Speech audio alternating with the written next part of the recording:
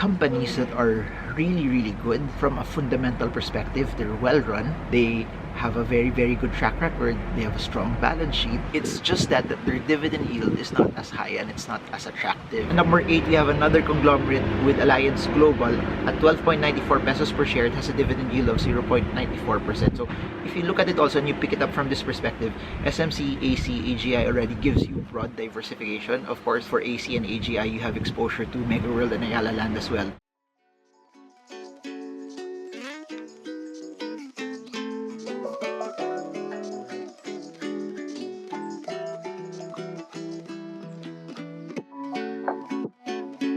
Hey guys, so this is the last part of our dividend series. In the first video, I gave you a couple of stocks that are relatively the highest in terms of dividend yields, meaning the strategy for that is to buy it and receive the dividends over a period of time. And the main technique there is to stack as much as you can, because the more stocks you have, the greater your volume. Every time new dividends are released, the larger the amount that you will also receive on a regular basis. So the main narrative of that is that as long as the dividend yield is high, it's very good to hold on to them.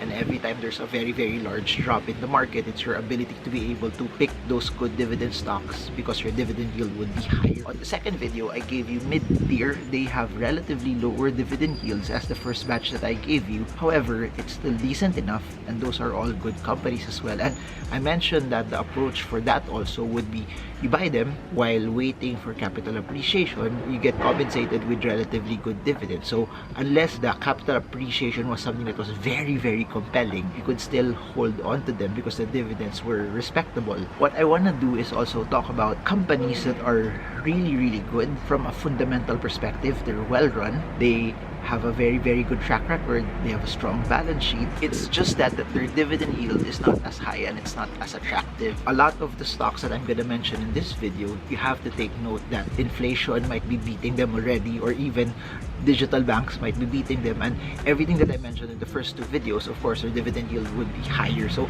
I think your approach for this would still be capital appreciation, that when your target price for capital appreciation would be hit, then it's okay to take profits on them. This is still of a greater proposition as compared to other companies that if your main goal for them is capital appreciation, while waiting you don't get anything.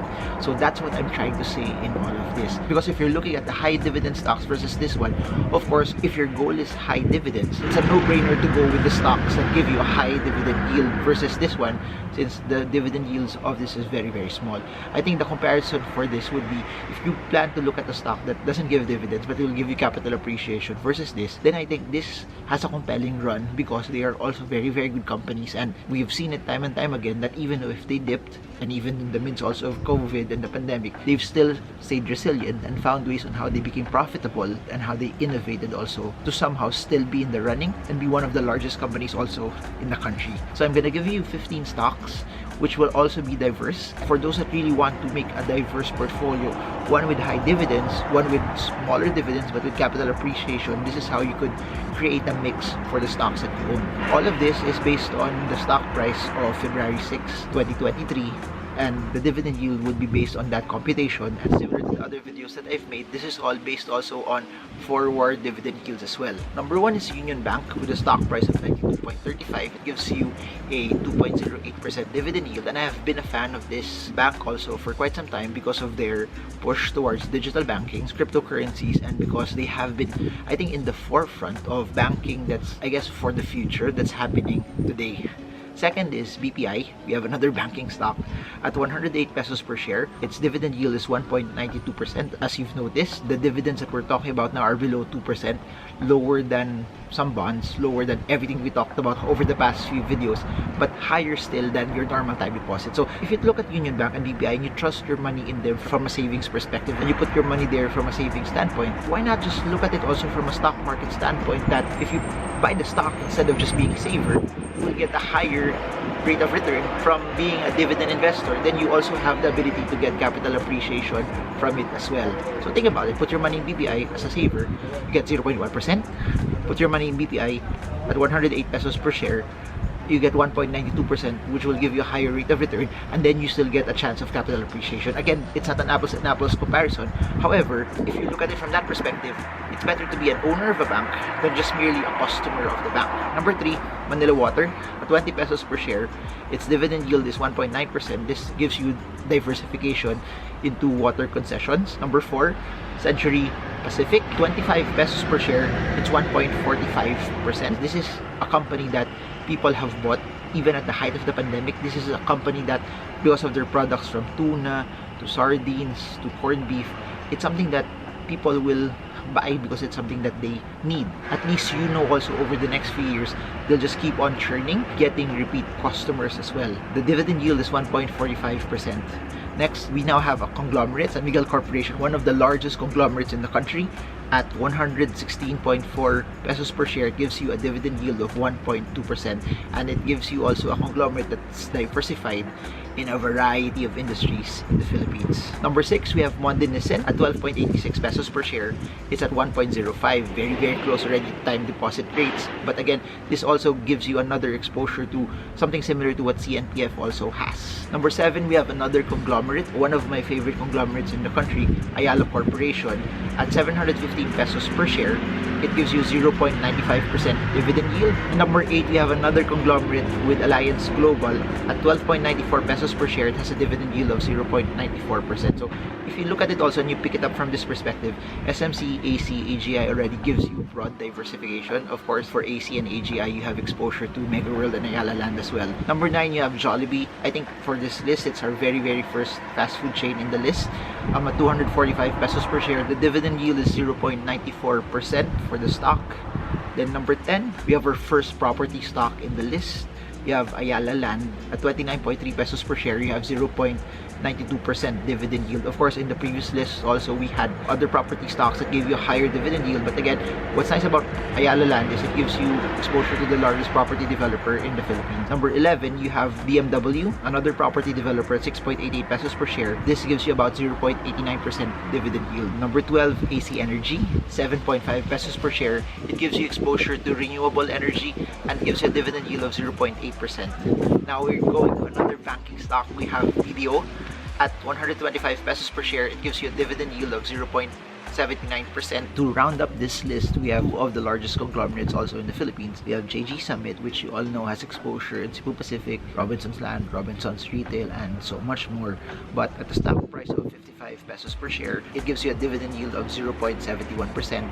And lastly, SM Investments Corporation, currently at 910 pesos per share, it gives you a dividend yield of 0.68%. Now, if you look at how I segmented everything in this video, you have the largest conglomerates in this list, San Miguel Corporation, giving you 1.2% dividend yield. Then you also have Ayala Corporation giving you 0.95% dividend yield. Then you also have AGI giving you 0.94% dividend yield. Then you have JG Summit giving you 0.71% dividend yield. Then you have SM giving you 0.68% dividend yield. So one of the themes that you will notice in terms of dividend yields is that conglomerates, at least for the Philippines, the dividends that they've given out historically haven't really been that high. So I think one of the reasons why people go for conglomerates also is that it's broad diversification.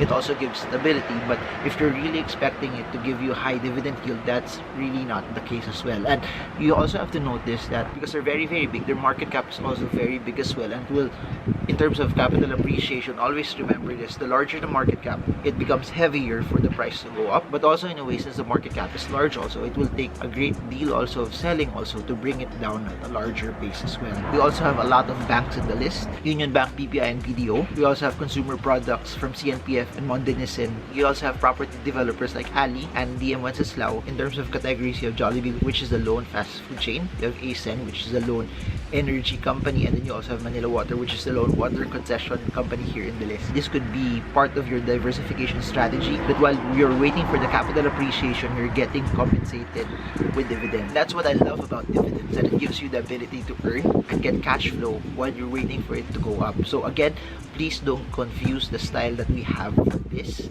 because this is for capital appreciation with a narrative while waiting you're getting compensated by dividends, versus our first category, winning word. The main narrative is just to buy the dividend, stack it when it's lower and it's cheap, and get the high dividend yield as well. But please, please, please, after this, take the time to study, take the time to research, because at the end of the day, it's your money, it's your responsibility. No one will work harder for your money than you. So research more about this and try to find what strategy, what technique, what stocks also will fit you as well.